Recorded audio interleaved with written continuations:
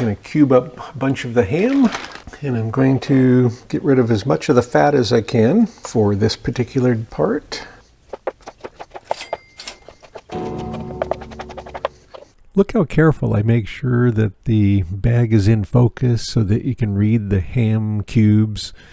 Boy, think how good it would have been if I had glanced up and seen that the audio wasn't turned on. I could have turned it on and then we'd know what I was saying.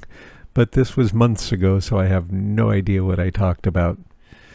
I'm sure it was not just babble. It was really valuable to know. Or not. Anyway, I bagged it in 2-pound bags because I knew that a lot of the recipes we use 2 pounds. I knew we was going to use some of it for scalloped potatoes. So I bagged a nice 2-pound amount. I'd be ready to use for it.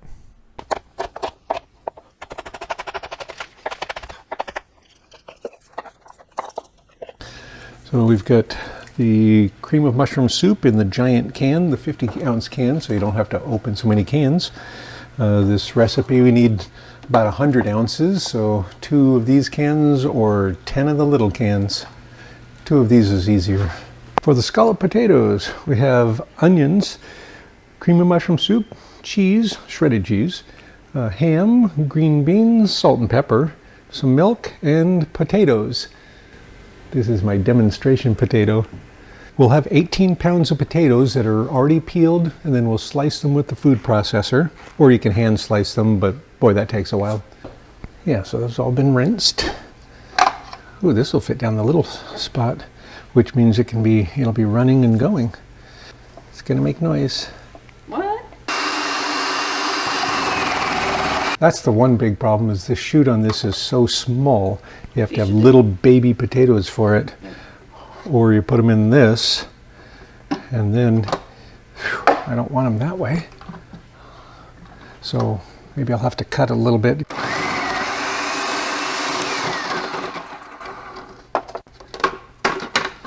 Let's check, because then they lay down and then you have giant pieces. I don't want that. That won't work at all. And then I think we'll want to rinse them again. So there's the starting of the potatoes, got lots of nice slices. Get that into this big pan, and we'll keep cutting all those, and then mix in the soup to coat them, and get everything else in there. So we'll just pour everything else in. Then we'll stir that up, and then we're going to cook it on the stove top until it's nice and bubbly instead of doing the oven. And then we'll transfer it to the pans. And then when we want to use it, we can either eat it the way it is because it's already cooked, or we could add a little bit more topping of cheese and put it in the oven and get it nice and toasty. 2 pounds of the frozen green beans. Everything will keep going in there, and then we'll get it cooking. So back to the potatoes, and we'll just layer it up, cutting them lengthwise so they'll fit in this chute. We'll have smaller pieces, but okay, so the rest of the potatoes are in there. I'm going to get the rest of the mushroom soup in there. Another nice thing about the big cans, it doesn't have this stupid little pull top on there that cuts up the rubber spatula. And the cheese that's going in the mix, and a little bit of milk that's going in, and I'll go ahead and add a bit of salt and pepper to start with. So that's really barely even a start for salt and pepper, considering there's 18 pounds of potatoes and all the other ingredients in there. Give this a good stir, get it mixed up, and then get it heating. Once it's all mixed up, you can just put it into the 8x8 or whatever pan you're using and bake it if you want. Like if we were having some for dinner right now, you could just bake it. With the scalloped potatoes, it's going to be a little bit different because I'm only going to put 8 pans in the freeze dryer. I'm going to leave the center sections empty. I want 1.5 pounds in each of the scalloped potato pans.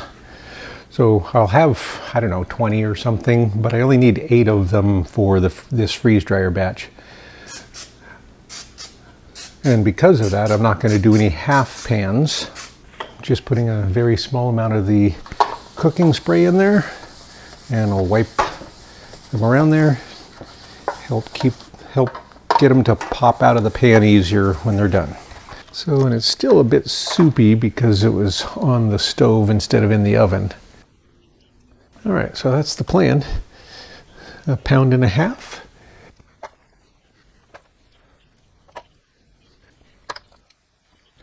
Okay, so I'll finish getting those in pans and then get them in the freezer for pre-freezing. One last thing before pre-freezing, I top all the trays with a layer of shredded cheese. I was going to get it going, but I still have a piece of ice along the one side. Must have been really thick. Either that or I didn't get the airflow facing the right way to get it out of there, so I still have the one piece. I'm gonna get rid of any water off the top. I don't know why it had that one piece still, but it's gone now. So it's had a good chance to defrost now. I'm going to get it started for the next batch. So get the fan out of there. I got the thermometer underneath again. I'll get this front shield in place and get it started. Okay, so I'm going to get it started.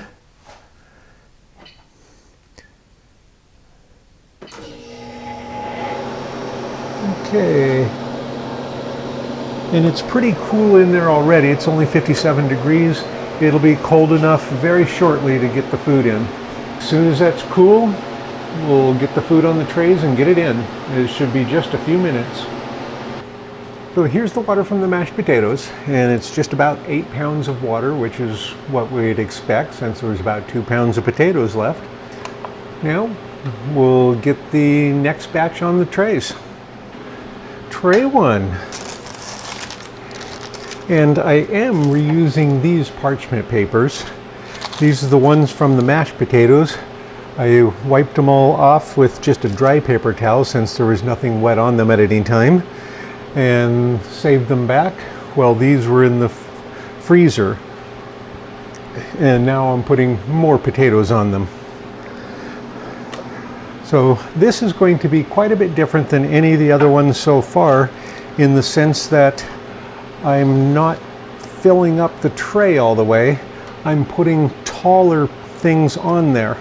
So when we do our scalloped potatoes, we like to put 1.5 pounds in the pan because that serves us better, and I like the thickness when we bake them. Okay, so let's see if we can get these out of there. I think I need to put my gloves on because these are going to be cold, and what we're going to have on these is we're going to have 2 blocks of 1.5 pounds apiece, so 3 pounds total instead of 2.5 pounds. And we've done that before and it's been successful, so I don't remember if we did the entire batch with that or with other things, so hopefully this comes out well.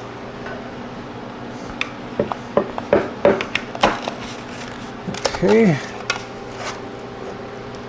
so you can see the scalloped potatoes, all the potato bits.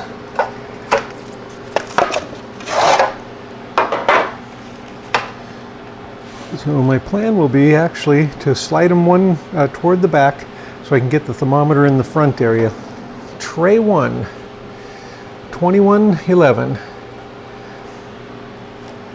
Okay, tray 2.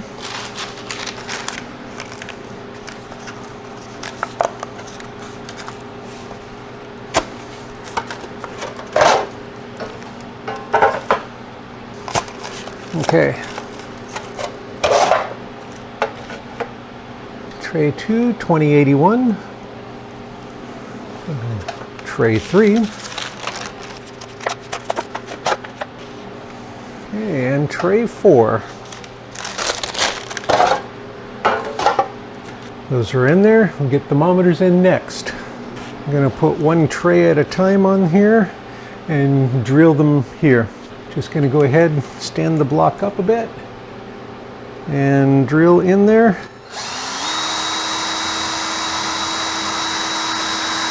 And I only need about an inch and a half for the thermometer to get the proper reading. There. And without having all the blocks, see, then I can push it toward the back of the tray, and that's set.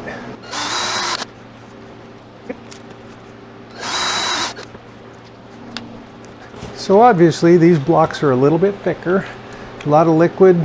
It's going to take a little while to dry. All right, those are ready for the freeze dryer. The freeze dryer has been cooling for about 45 minutes. It's about 9 degrees, so it's just barely warmer than the food out of the other freezer, so it's time to get them in. Starting with tray 4 on the bottom, I'll work my way up.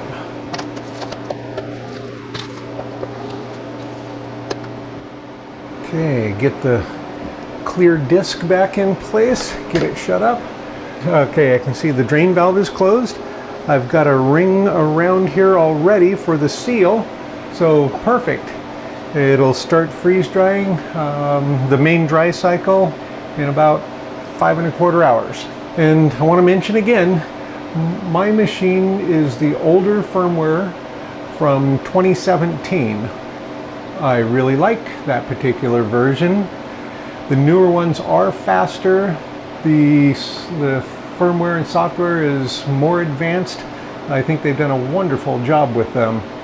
And if I had a second machine, I would have the newer stuff, but I really like what this one does, and I'll use it till it dies. So these are going, this machine starting on the 20th for this batch. It will be the 22nd when it finally finishes. I want to talk about the way that the scalloped potatoes were cooked this time.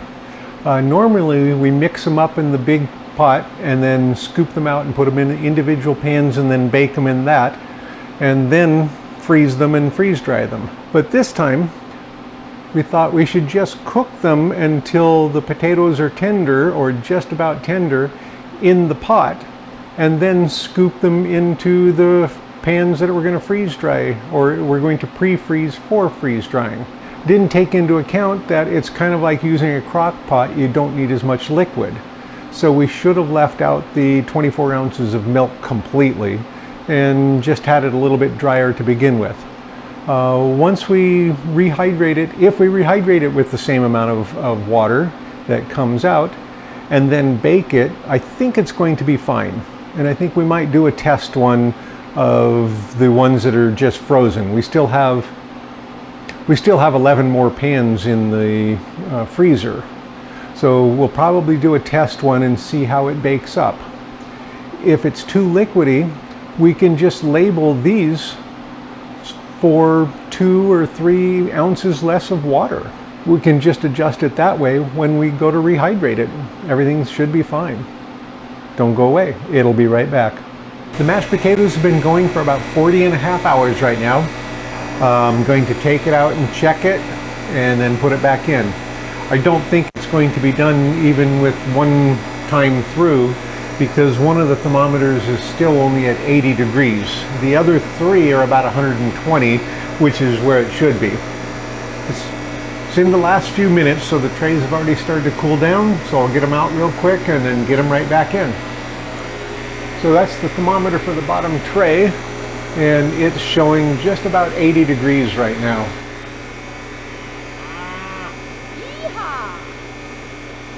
Next one up is about 120 degrees. Also about 120. And the top one's about 110, 115. So before it stops, I'm going to go ahead and arrow past the last of that. And of course leave it running. Okay, open the drain valve.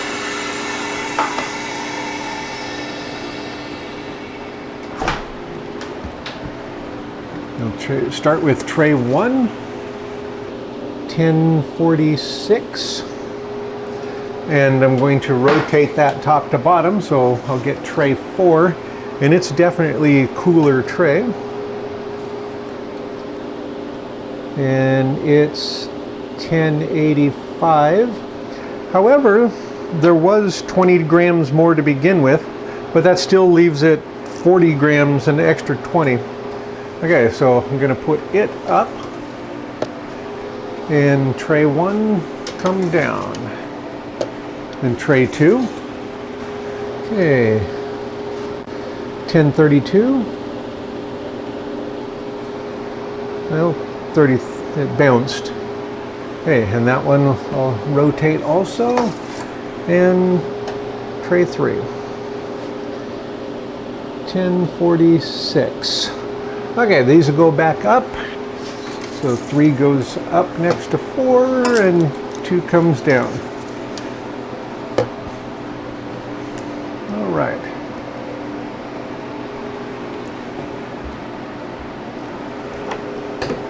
Okay, so get that restarted. Give it at least 2 more hours to check it. Oh, I should probably check the middle of one of those first. Huh. I'm going to check tray 4 again with a thermometer and kind of use it as a probe. Okay, so I'm going to get that back out and check that. And I'll leave that. So I want to just check in there, because I don't want to break them up, because I like how the slabs work for rehydrating. I'm checking to see if I see any really cold spots.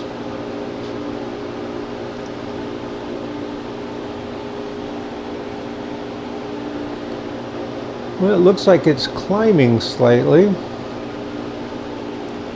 So it's not cold in that spot. Okay. Well, I'll get them back in and check it.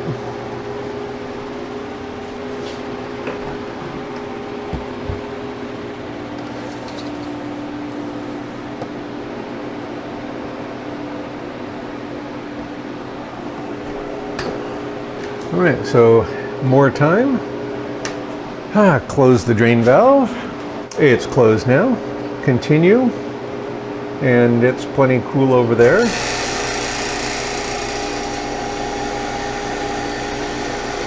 And I'm going to give it an extra 15. That way I can take it out in 2 and have it a full 2 hours of drying.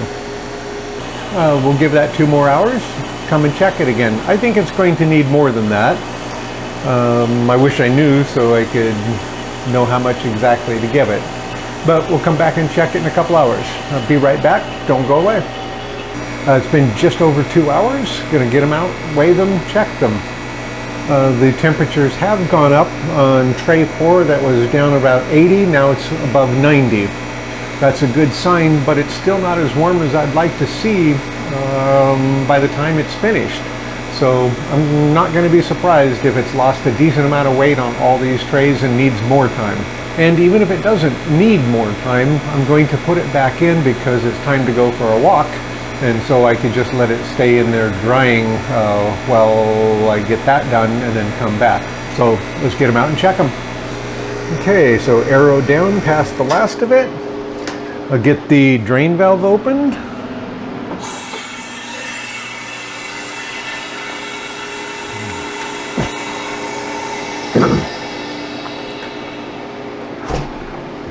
All right, and starting with tray 1. Okay, it's 1044, so it's gone down by 2. I'm gonna put that back in the same spot. Tray 2. 1032, no change, that's good. Okay, tray 3. Okay, 1038, 1039, 1038. That's gone down significantly. So that's gone down by 8. So that needs a lot still, or a lot has come out during that time.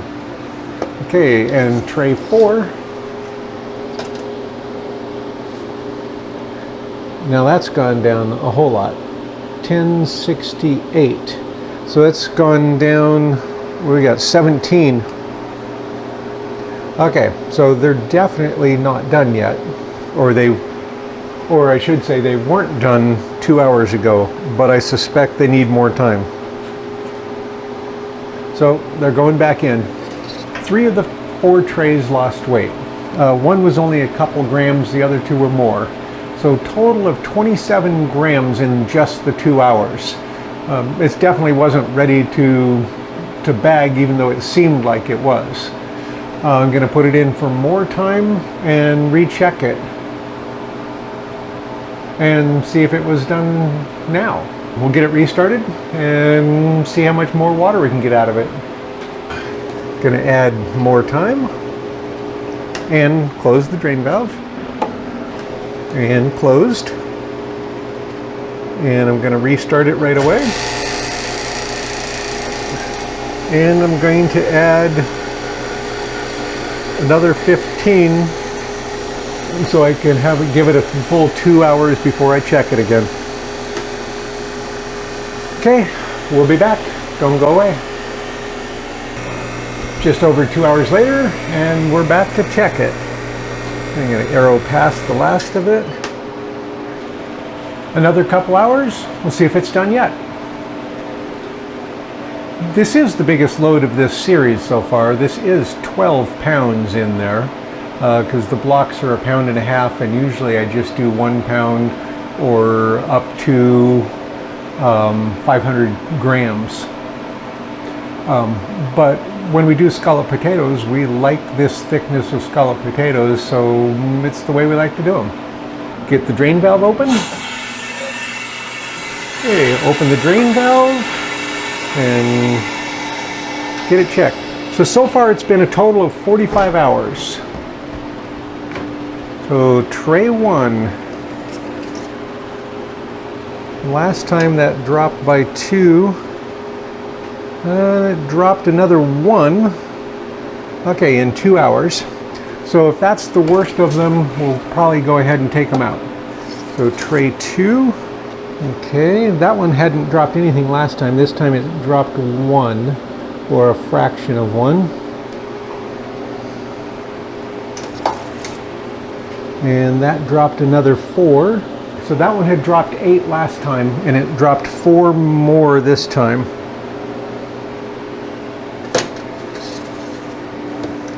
And tray 4. So that one's dropped another 11 grams. So that's still not ready. So it's going back in. We're going to give it more time. They feel quite dry now, but that's too much still. It still needs more. Okay, so I'm going to put it back in for another couple hours.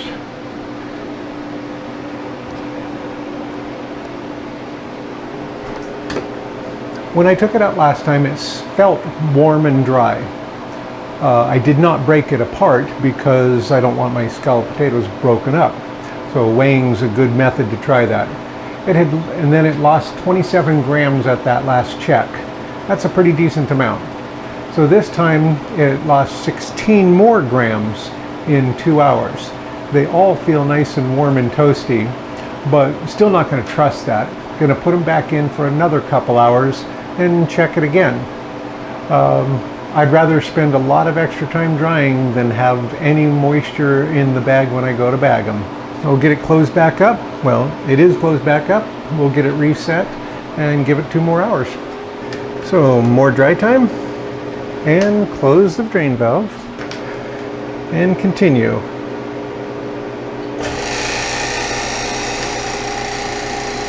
Okay, an additional 15. It's been about an hour and 50 minutes, so it's a little less than the 2 hours I was planning, but I'm going to take it out, check it, and see if it's stopped losing weight, because it's getting late in the day, and I'd really like to get the next one going, so I want to check this to see if it's done. So we'll get them out, weigh them, and if they need more time, we'll put them back in, because that was way too much last time. So arrow down past the last of that. Get the drain valve open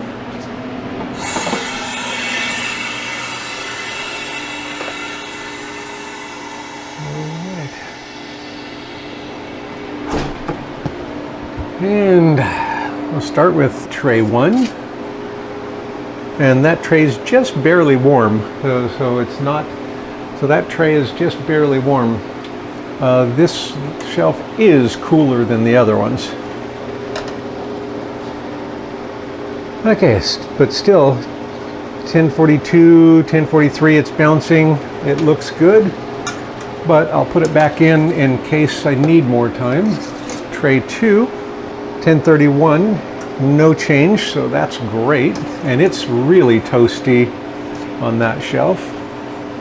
And then tray 3. Okay, that is only 1 gram. And it looks like it's bouncing up to the other one, so it's only part of a gram. Okay, that's very promising now. Now, let's check tray 4. It's been the problem one. It's very toasty, that's a good sign. But it has also gone down 6 more, so it's not ready. Okay, so that's gone down 6 more. It still needs more time. So, okay, I'm gonna put it here. This felt like about the warmest spot this time. We probably have a total of about 7, maybe as much as 8 grams total, but 6 grams are all on the one tray. The other ones look like they might be fractions of a gram. This scale only goes down to full grams, and it's kind of bouncing between 2 numbers, so it may have lost a fraction on a couple of the trays. But the one tray is still 6 grams. So I put it at a different spot. Gonna give it some more time, see if it was done yet. That might have been enough to get rid of the rest, but can't chance it, so we'll give it more time. Okay, so more dry time. Close the drain valve. And start.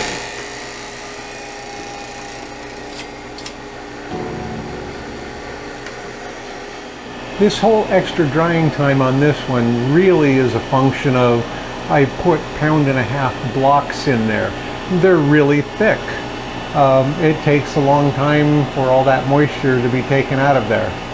So anyway, we like that size of block when we're doing this particular dish. So there's not a lot I can do except for give it more time. It will finish freeze drying. There's no doubt about that. We've done it before and we've been really happy with it. This recipe, we did cook it slightly different than we had in the past, so that could make a difference too. There could be a little more moisture in this batch still, because we didn't bake it. We just did some stovetop parts, which you just saw a few minutes ago probably. As soon as it's dry enough, we'll get them bagged. In the meantime, we'll let it dry more. We'll come back and check it, so don't go away. Then another 2 hours. Gonna take them out and check them again. So tray 1, 2, and 3 really aren't an issue. So if they still haven't changed, I'll take them out and bag them even if tray 4 needs a little bit more time. Because this last time, really tray 4 was the only question one. So hopefully it's all done. And even on tray 4, if it's only gone down a fraction of a gram, then I'll still take it out because it's had 2 full hours since the last check. So let's get them out. Once again, arrowing past the last of it. Open the drain valve.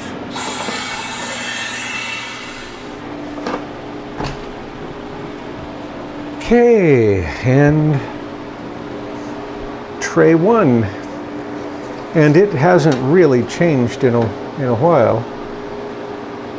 Okay, so it's no change again, so it hasn't changed in like 4 hours. So I'm going to bag tray 1 regardless of how tray 4 is. So tray 2, and it's good also. So tray 3, and no change again. So it's only had, it had 1 gram last time, and no change now. So tray 4, that's the big question one. So tray 4, Holy moly! Tray 4 has plummeted again. So tray 4 has gone down another 7 grams. Ah, shucks. So tray 4 has to stay in. Okay, well, tray 4 is going in by itself. The others I'm going to get out and bag. Okay, so putting tray 4 back in. I'm putting it on this shelf because on mine that's the one with the temperature probe. So I'm going to give it more dry time again for that tray and close the drain valve and continue. I'm going to get the 3 trays bagged. So those 3 trays were dry and they didn't drop any over the last 2 hours.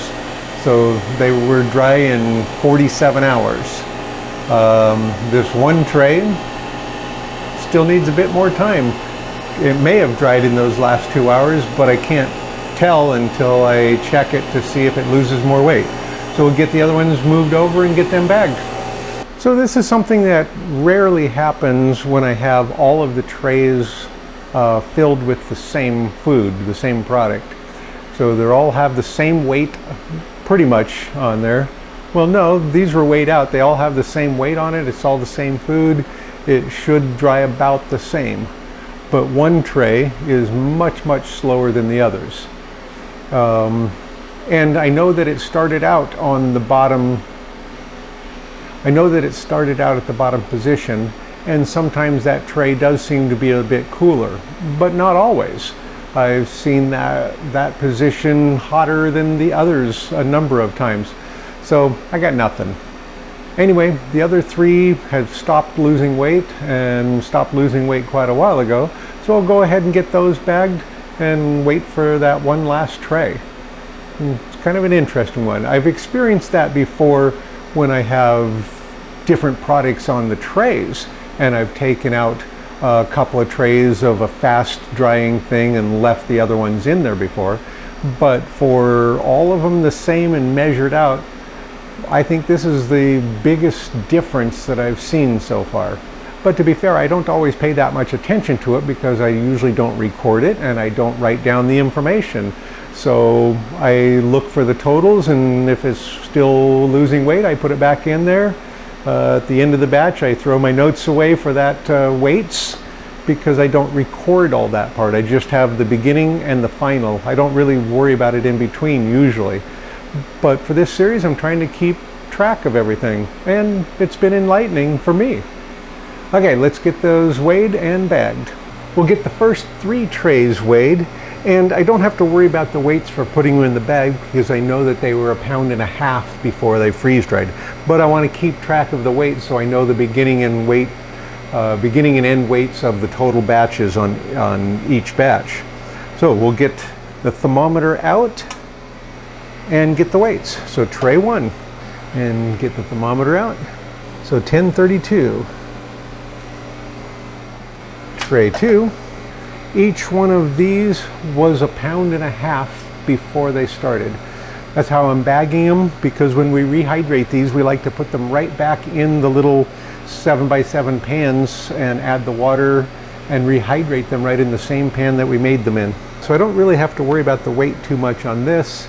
I can get the weights after I get them in the bag. And on these, I am using a different bag. So these are not a gusseted bag.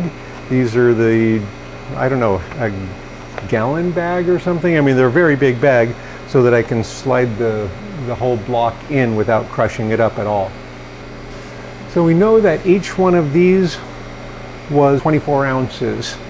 So we can put the water needed by subtracting the current weight from the 24 ounces, and we'll know how much is needed for each block. I'll write the bags out and be right back. Don't go away. So I've got some of the bags labeled. So I've got the batch number 530 scalloped potatoes and the date that it went into the freeze dryer. That it was 1.5 pounds, and then got it blank for how much water it needs. So I'll add that as soon as I get it in the bag, and then I'll weigh it. That way I can get the weight for each individual piece. Though I guess I could figure it out and see if it works out to half. I think I'll do that. Okay, so each block started out as 680 grams, or 1.5 pounds, and now is down to about 138 grams a piece. So they need 542 grams of water put back in. I'll just round that off to 540 grams of water, make it pretty simple. I'll do one of the test ones that we have not freeze dried, and I'll just bake it and see if it seems like the right amount of water in it. If it seems like too much, I can just change this on the bag to put less water in when I'm rehydrating. So it'd be pretty simple.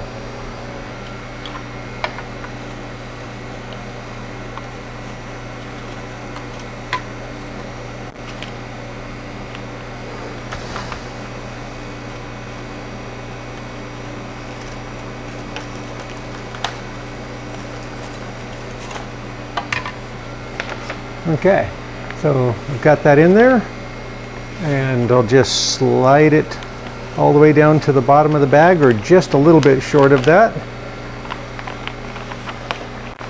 And then I'll be able to seal it fairly low, and I'll just cut off the excess bag before I store it. So I'm going to get the other ones in there.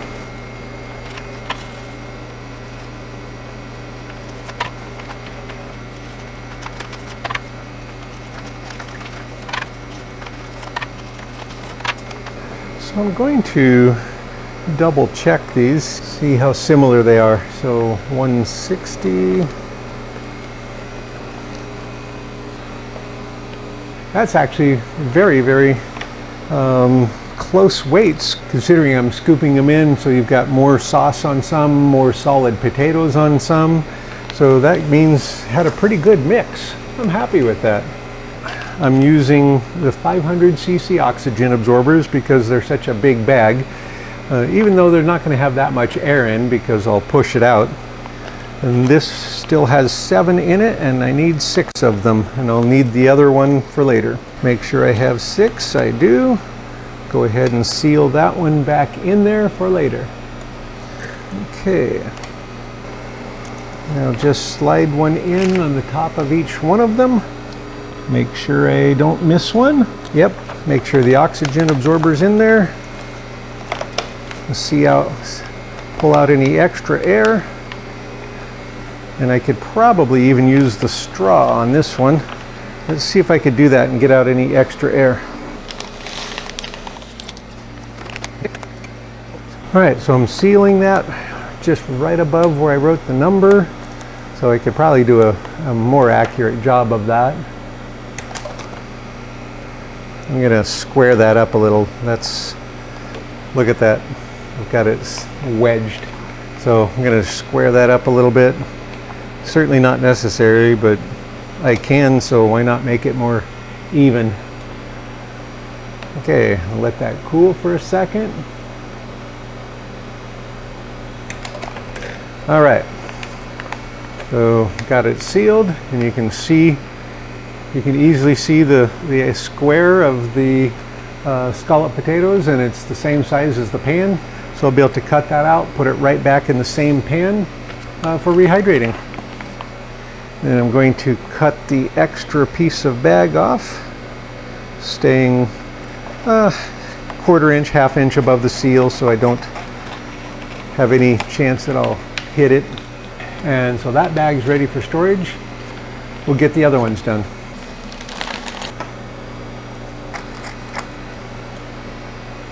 Okay, so then I left a little space at the one end, and I could insert the straw. So now I've sealed all but one little area, because then I can just kind of wrap it around the straw.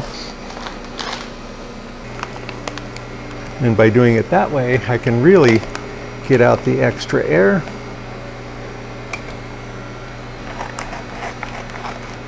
These would be a great thing in a vacuum chamber probably too. Gently, so you don't break them all up. All right. So obviously with these big bags, I could put more in there. I could probably stack 2 on top of each other in there. but we usually use one at a time. So there's the first 6 of them. As soon as the other tray is finished, I'll add that to it, and then they can get into the bins.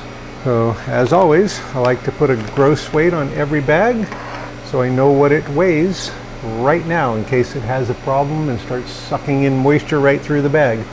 164 grams.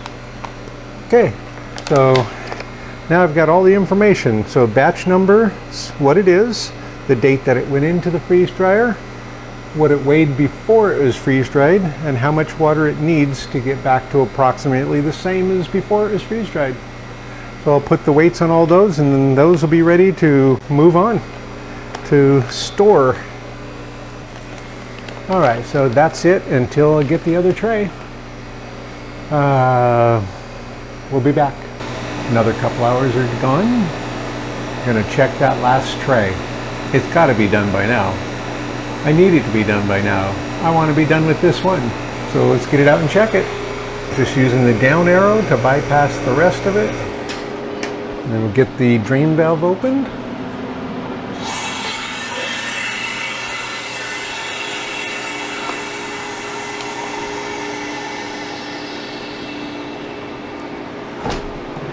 And it did get nice and toasty this time. And it still is nice and warm.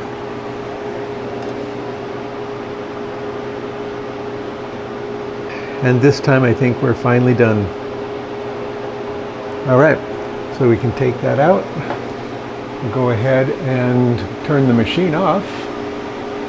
Gonna hit no defrost and pull the thermometer out from underneath.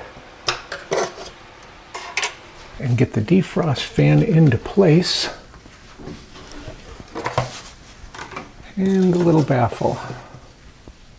Now let's get the power usage. So this is the power usage for the scalloped potatoes. So 34.57 kilowatt hours. We'll get that reset. And ready for the next batch. So that's the most so far. It took longer than anything else. But it also was 12 pounds. That batch took more than its fair share of time. In fact, the last tray took 51 hours. Luckily, the next batch is going to be ham, sliced ham and chopped ham, and I know it freeze dries considerably faster than 12 pounds of scalloped potatoes does. And to be fair, the scalloped potato stuff was very thick. It's going to take longer. We'll finish getting those in the bag and then get them ready for the bins. And the last of those two are ready to go with the others and get in the bin. The scalloped potatoes are done, bagged, labeled, and I even remembered to put the gross weight on the last 2 bags and the water needed. So they're ready to go into the bin and be stored. So that's the last item for this bin for that set of 6. There's going to be extra space. So if on a later batch we need more space or space to put more of them, we can put some in here. And we'll have a couple of mixed batches at the end of the series, so we'll probably put them into the other bins.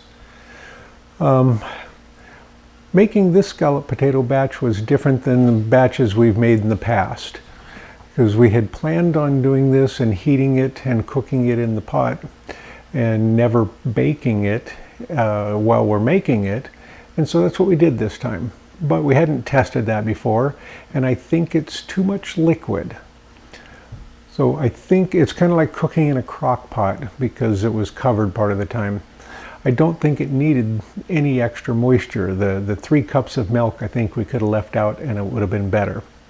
But ultimately I think I'd go back to the method we have done for many, many years. So mix it up in the big pot and then scoop it out into the little 7x7 pans and then put it in the oven and bake it.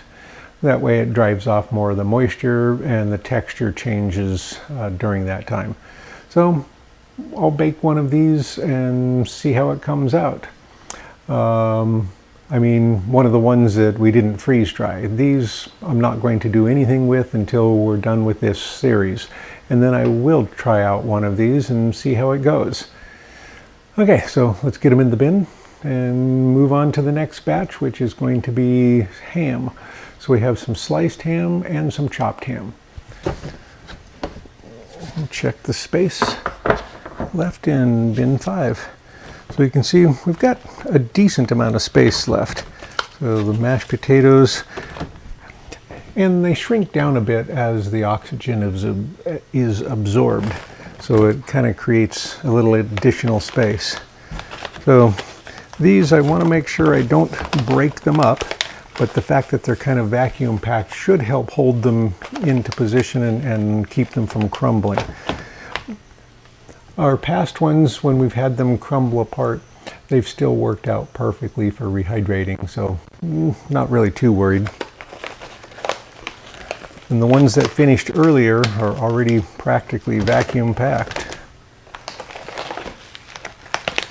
Okay.